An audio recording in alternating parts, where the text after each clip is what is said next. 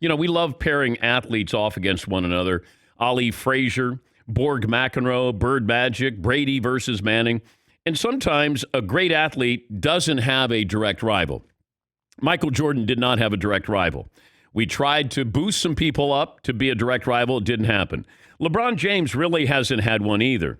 Patrick Mahomes and Lamar Jackson seem to be headed towards incredible careers.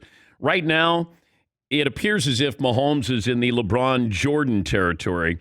That big matchup last night didn't really materialize. Mahomes was brilliant. Jackson struggled.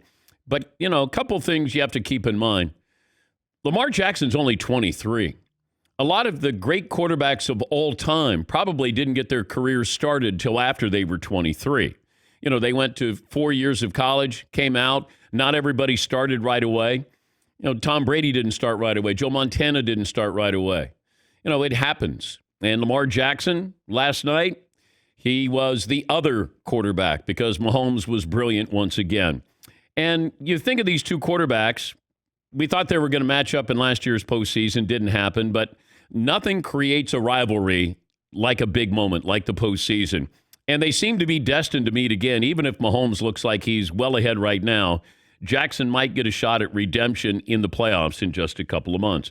And a couple of things stood out yesterday. Baltimore is so good when they get ahead. They're a great front runner. But Kansas City, if you don't get out on top of them early, then you're in trouble. And you saw that. If you go down and you kick a field goal and then Kansas City comes down and scores a touchdown, then you're off to the races. Because you play behind with Kansas City, you play right into their hands. And Mahomes last night was wonderful.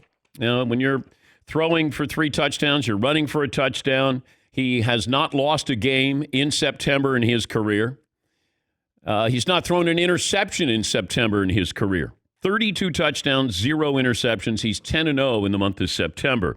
And here is Mahomes talking after the game. He had touchdown passes in a variety of ways. It could be a long touchdown. It could be an underhand touchdown. It could be a tackle-eligible touchdown. But here's Patrick Mahomes after last night's win. The first one, the Sherm, we'd actually had ran it my first year starting against the Patriots, and they had accidentally covered it because the guy was just following the ball. And so we kind of been hanging on to that one, trying to find the right opportunity. I thought Coach Reed did a great job of calling it there on that down a distance and to get that touchdown. And that's another thing to keep in mind. You have an offensive-minded head coach in Andy Reid. Eric Bieniemy is the offensive coordinator. You've added weapons. The offense got better. And I think the defense has improved as well. Now, it's a long season. We know injuries are part of this. Baltimore will come back. But they're not – they're fallible. If you look at this, if you're not going to throw for over 100 yards, you're not going to beat Kansas City. Just not going to happen. And that defense is supposed to be formidable. And they blitzed Patrick Mahomes. And I always go back to a conversation I had with Kurt Warner. Kurt Warner playing on the greatest show on turf team with the Rams. And I said, hey, you seem comfortable when you're being blitzed. He said, I love when I was being blitzed because I knew somebody was open. Baltimore went after him. They put pressure on him. But it's almost as if he knew it was coming, embraced that it was coming, and then took advantage of that. But Lamar Jackson and the Ravens, when they get behind, then they're in trouble. And they didn't get behind very often last year. When you have that sustainable drive and you take, the pride from somebody, the air out of their sails, you go 80 yards. They did that last year. They had a number of drives to start games where they'd score a touchdown. And that was the big difference there. And I go back to the Super Bowl. The 49ers thought that they were being able, they could put pressure on Mahomes. They didn't have to blitz anybody. And for 3 quarters, they put pressure on Mahomes, and he didn't play well at all. And then all of a sudden, you start to blitz, and then you're in trouble because Mahomes will eventually beat you. And that came to mind last night. If you can send 4 guys, you got a chance against him. But I don't know how many teams have a front 4 that's that strong to be able to do that. Maybe the Steelers could do that. But it's going to be rare to find that team to put pressure on them. And it almost feels like Kansas City will have to beat itself. When Mahomes was blitzed last night, 17-20, 240 yards, 3 touchdowns, and a quarterback rating of 156. That's about as good as it's going to get. And if that's where you go, we're trying everything we can possibly do, and we have no answers. Here is John Harbaugh, the Ravens quarterback, on the Ravens being a better team. Well, obviously, we haven't beaten them, so they've outplayed us in all 3 games. If you want to go back for 3 years, but we didn't play well today. They beat us. They out executed us. They out game planned us. They just beat us. So that's the story tonight. Big picture stuff, all that. I don't know. They're better. Obviously, they're a better football team at this point in time. So you win or you learn, and we have a lot to learn from this game right here. If you were with us yesterday at this time, Ross Tucker, a former NFL lineman. Oh no, he covers the sport, and he sounded pretty sure. He was pretty sure that the Ravens were going to win this game and win this game comfortably. And here's the short version of his prediction on last night's game.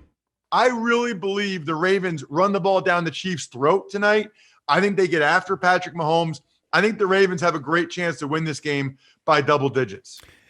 Okay. Now, he sounded confident, and I always look at it as for entertainment purposes only. Because here was the other thing. Now, I'm always curious, and having bet for so long, you can kind of feel what a line is going to be. What's the point spread going to be? And, it was going to be 3.5 or 4 points last night. And then I said to Paulie, what's the over-under? And he goes, I start out at 52 on Sunday. It's up to 54. I go, 54. And then it went up to 54.5. So I'm thinking, people got to be jumping on this to do the over. And I always go the other way when I know, hey, everybody believes this. And then you start to go, How many points were scored last night, Paulie? 54.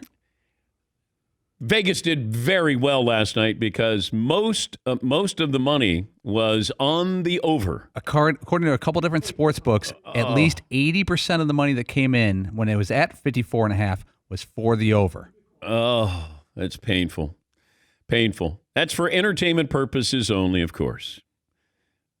Yes, Paulie. Dan, we have a special guest calling into the Dan Patrick Show. Ravens backer, Mr. Monday Night Football in Westwood One, Ross Tucker. Yes, Ross, good morning. Hey, Dan, first-time caller. I'm 6'5", 250. Let's go back. I need to come make amends. I went on my first appearance on Peacock yesterday. I kind of cocked off and said the Ravens would win by double digits. It's not, I don't know if you watched last night, Dan. Not exactly what happened. Well, once again, let's play Ross's prediction, the short version. I really believe the Ravens run the ball down the Chiefs' throat tonight. I think they get after Patrick Mahomes. I think the Ravens have a great chance to win this game by double digits. Yeah. And I believed you, Ross. I believe me too. That's the problem. I mean, this is why I get paid the big bucks.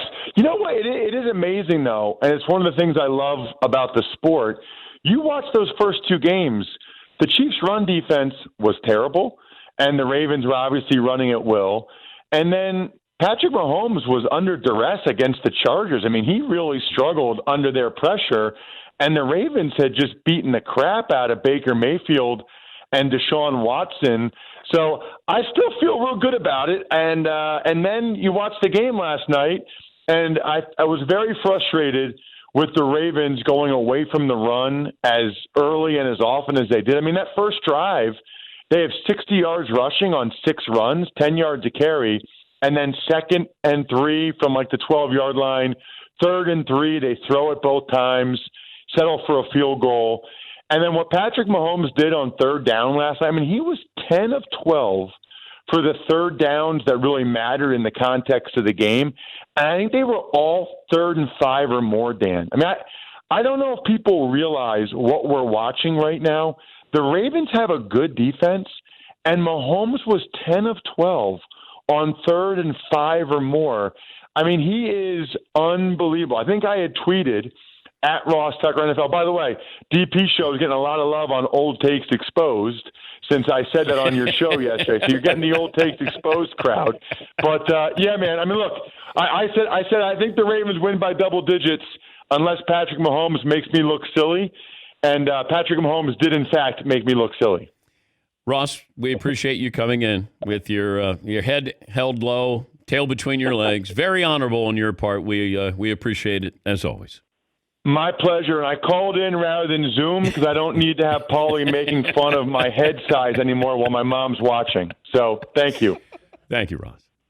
That's Ross Tucker podcast. And also he's a Westwood One analyst. Yes, Paulie. My sources say his mom has a perfectly normal size head. The dad has a big head, and that's where he got it from. You start watching a game, and then you always think of somebody making a prediction or somebody sounding so confident, and then you wonder what they're doing while they're watching Mahomes throw all these touchdown passes.